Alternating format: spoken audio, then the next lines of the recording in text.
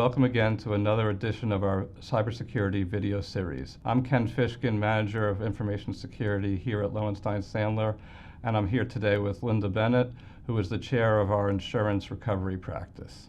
Thanks, Ken. Pleasure to be here today. Pleasure. Let's start with talking about the state of the current cyber insurance market.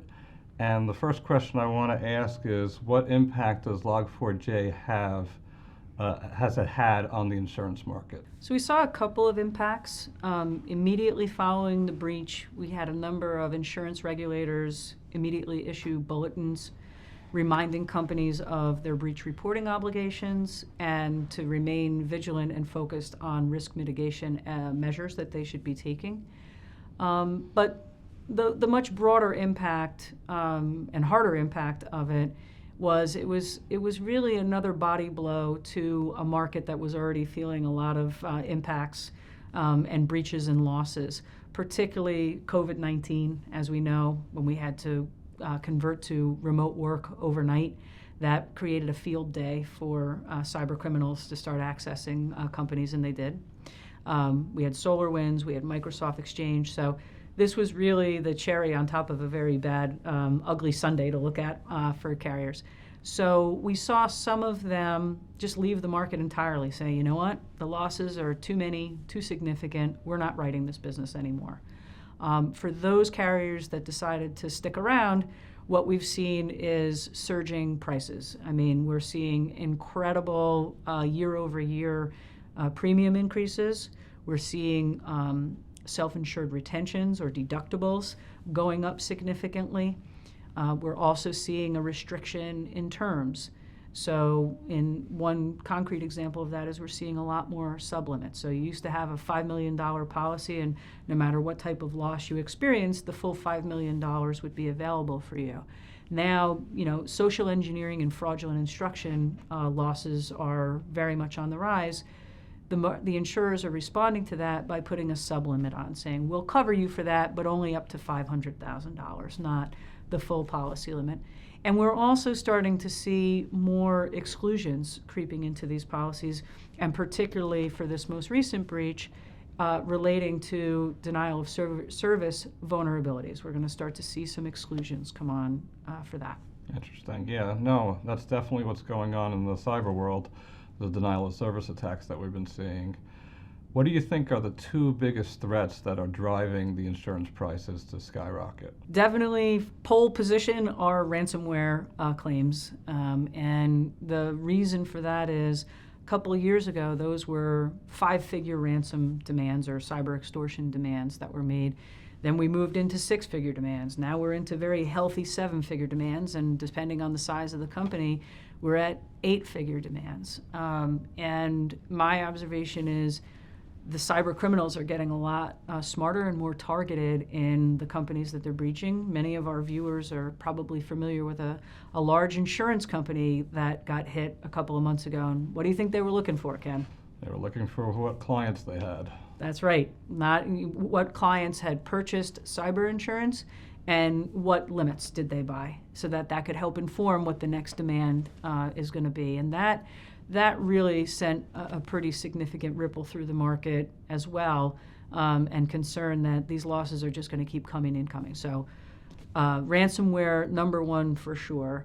And then number two is the impact on supply chain, because as we saw from this most recent breach, this was a widely used software product, and it hit every industry of size, scope, vertical. And so the carriers, when one company goes down, you can have this domino effect down the supply chain that is going to triple, quadruple the losses just like that.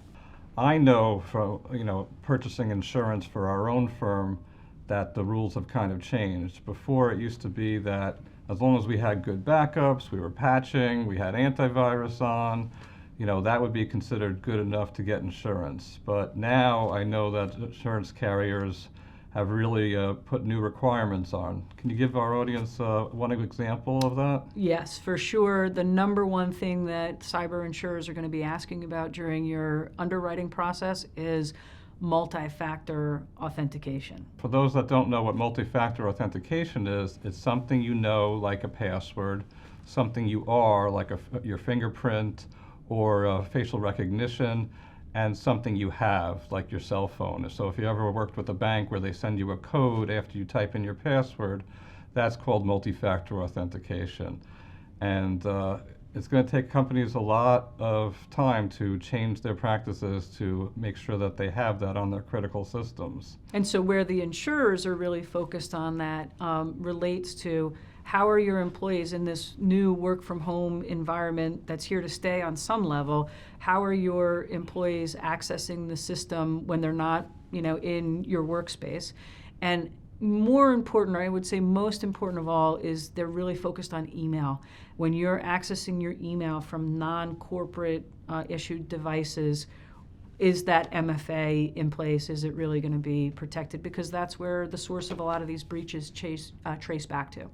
Interesting. Now, what's a small business to do who doesn't have all the resources at hand to implement all the changes that need to be done by these requirements for that insurance companies are requiring? So a couple of things. The number one thing I think is most important for every company is to make sure that you're working with a broker that specializes in placing cyber insurance policies. Not every broker is in the weeds on what the state of the market is today.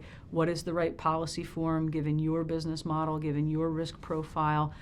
So really being aligned and having an advocate in the market for you that understands your business and what your risks are.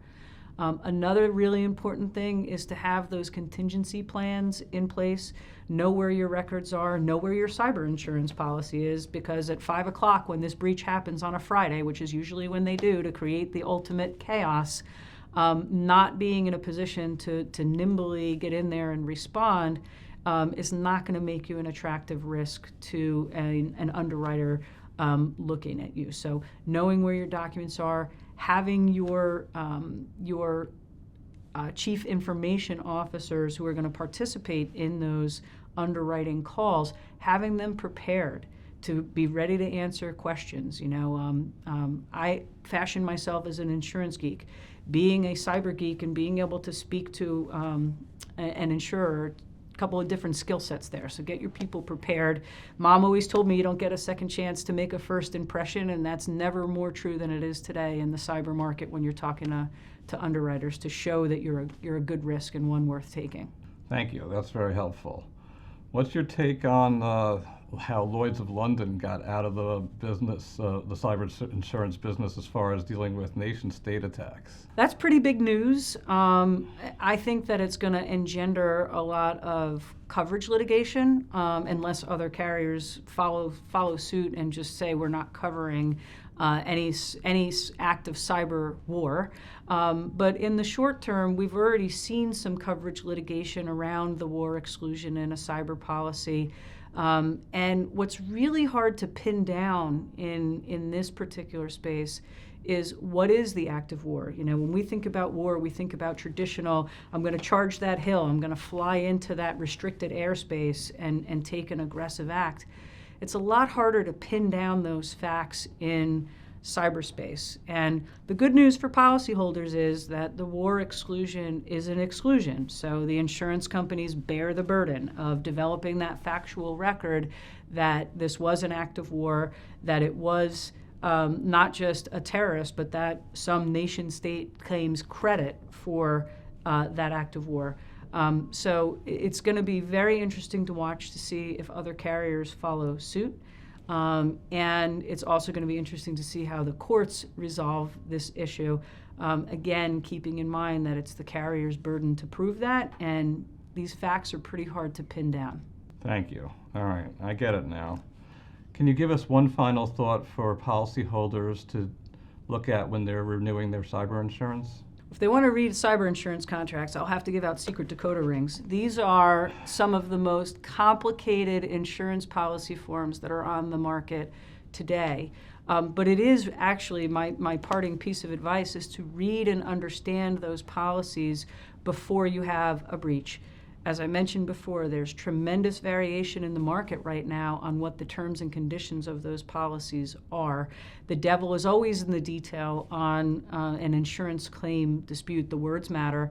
And so waiting until after you've had a breach is surely going to lead to unwelcome surprises. These policies can be negotiated. When you've got the right team in place, you can negotiate some of these terms and conditions. But more important, understanding what's within the bounds of coverage and what's outside of the bounds of coverage before you have the claim is going to put the company in a much better position. Thank you very much, Lynda. It's been a pleasure, and thank you for joining us for another edition of our cybersecurity video series. Thanks, Ken. I appreciated the time today.